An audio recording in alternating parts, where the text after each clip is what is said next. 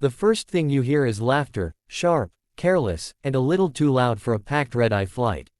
It cuts through the hum of the engines and pulls you in before you even realize you're listening. If you've ever judged someone too quickly, this story will sit with you long after it ends.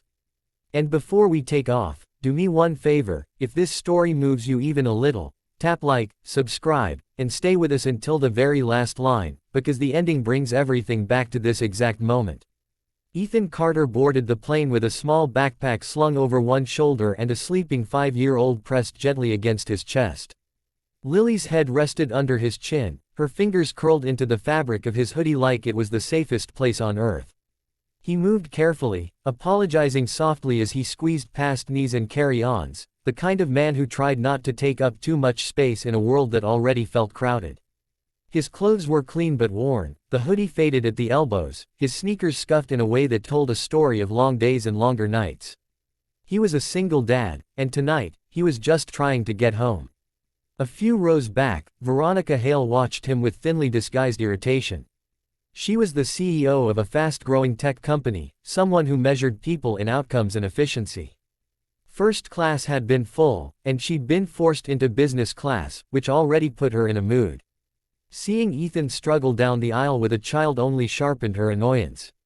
She leaned toward her colleague and smirked. "Unbelievable," she whispered, not quite quietly enough. "Red-eye flights aren't daycare centers." Her friend chuckled. "Looks like someone didn't plan his life very well." Ethan heard it. He always did. Years of quiet endurance had sharpened his awareness. He said nothing, just adjusted Lily so her feet wouldn't bump the armrest and took his seat by the window. As he buckled her in, Lily stirred and opened her eyes. "Daddy, are we flying again?" she murmured. "Just for a little while, sweetheart," he said softly. "You can sleep." Veronica rolled her eyes and turned away, already tapping on her phone, already dismissing him as background noise. To her, he was a stereotype, a man who'd failed to keep up, burdened by responsibility, someone life had passed by. She didn't see the way Ethan's hands trembled slightly as the engine spooled louder, or how his gaze lingered on the wing as if measuring distance and memory. The plane climbed smoothly into the night, city lights shrinking into constellations below. For a while, everything was normal.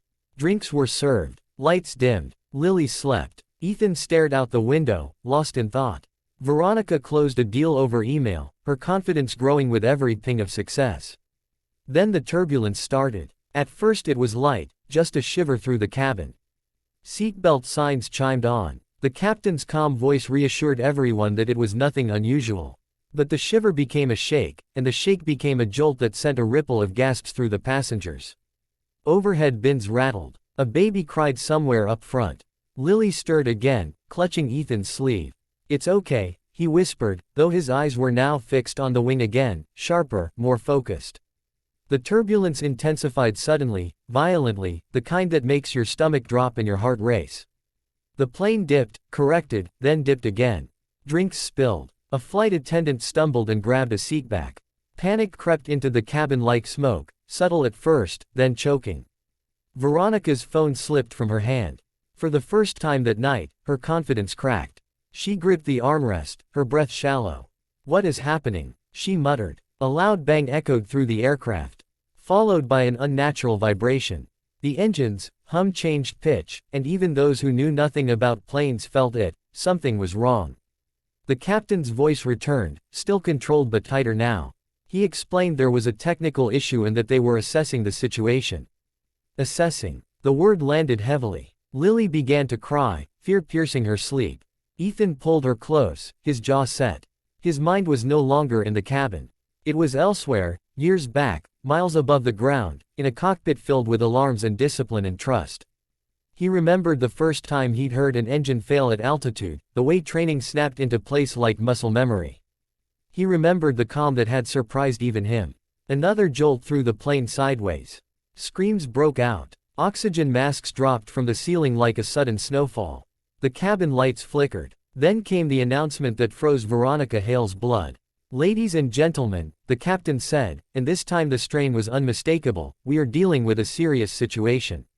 If there are any trained fighter pilots or military aviators on board, please identify yourselves to a flight attendant." For a moment, there was only silence. The kind that presses on your ears. Veronica's head snapped toward Ethan despite herself, because she saw it then, the way his posture changed. The way his eyes sharpened with purpose. The way fear gave way to something steadier. Ethan raised his hand. I'm a former Air Force fighter pilot, he said calmly to the nearest attendant.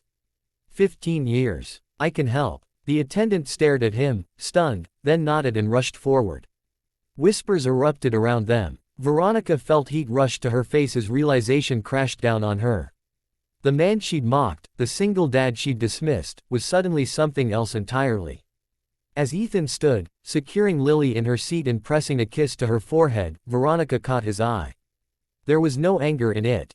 No smugness. Just focus. Minutes later, he disappeared behind the cockpit door. The cabin waited in collective breath-holding. Veronica's mind raced, replaying her words, her laughter. She had built a career on reading people, on spotting talent and strength. And she had been so wrong. Inside the cockpit, Ethan took in the situation quickly. He didn't take over, he supported, advised, translated chaos into clarity. He spoke the language of crisis fluently. Together, the pilots worked through the problem, adjusting, compensating, making hard decisions under pressure.